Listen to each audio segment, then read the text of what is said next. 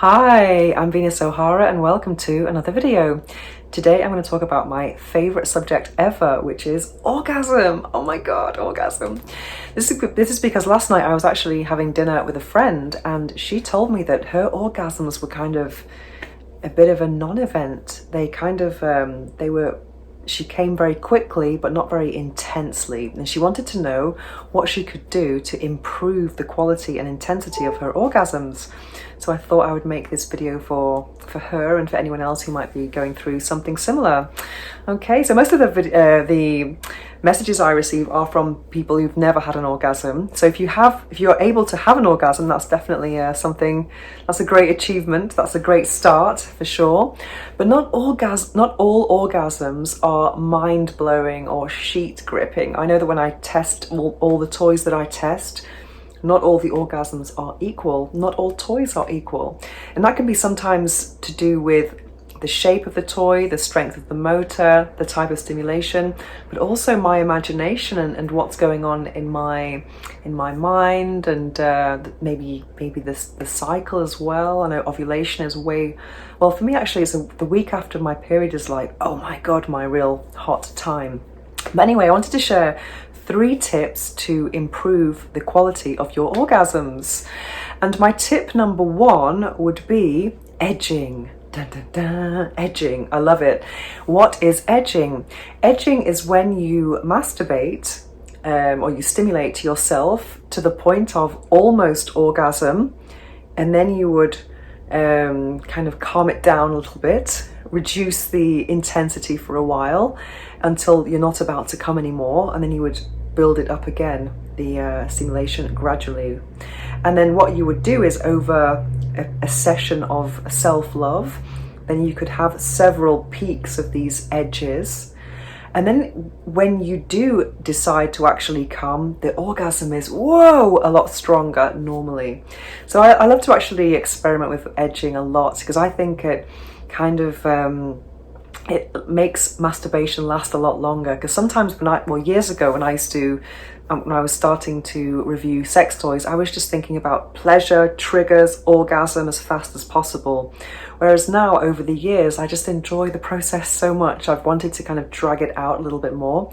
And edging is something that I kind of discovered without really knowing what it was. I was kind of doing it naturally. Then I read about it. I was like, oh, I've been doing that for years.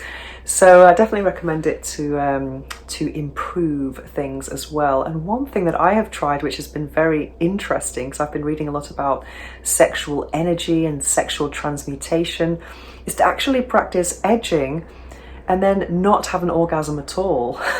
I've done this in times when I haven't slept very well and I needed that extra boost of energy.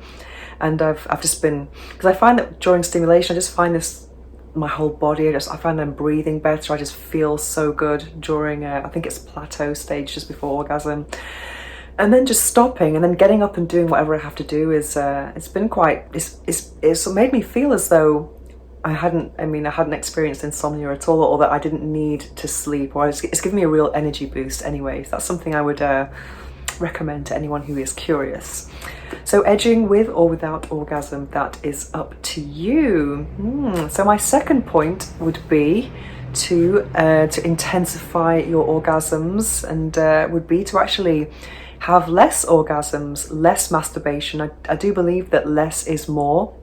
And I remember years ago, I was probably going for it very often, maybe a bit too much. Too much, well, that's subjective, of course. But I do find that if you have a lot of masturbation, then maybe each time is just not as intense and not as enjoyable. Whereas if you abstain for a few days, or as long as it feels right for you, then when you actually do stimulate yourself, then it's going to be, whoa, a much bigger and better orgasms. That's for me, I used to have daily orgasms. I made a video called Why I Have Daily Orgasms, which was made a few years ago, and that's not the case now. Now I have orgasms every 2 or 3 days.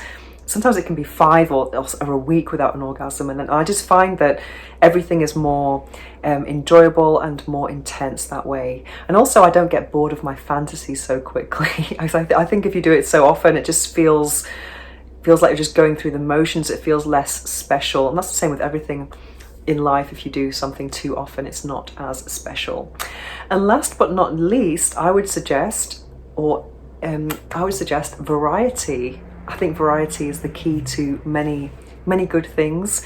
Through variety, I mean variety of stimulation. It could be stimulating different parts of your body, because I mean, speaking from a female perspective, we've got you can stimulate the clitoris, you can stimulate the G-spot, the A-spot, dual stimulation, triple stimulation. So there's all different types of stimulation, and also different types of toys. So maybe to try different things to see what produces a more intense effect. I know for me, for example, I do believe that a strong motor on a toy is definitely going to provide a better, more intense orgasm. And also the shape of a toy is very important. And something that I have, that's worked for me, or that I have found in my vast experience of testing sex toys, is that if I actually indulge in dual stimulation of the G-spot and the clitoris at the same time, that will in general produce a more intense orgasm than clitoral stimulation alone. But that's just my experience. But of course, I've come to that conclusion through lots and lots of practice. So I think that's my advice, is just to experiment with different things, do things less often, and then maybe try edging as well. So I think if you try these 3 things, you will hopefully have some more intense and more enjoyable orgasms. And if you have any alternative tips to intensify your orgasms, please don't hesitate to leave a comment in the comment section below. And if you have any suggestions for new videos, don't hesitate to write to me at venus@venusohara.org or on Instagram @venusohara. Thanks for watching. Mwah.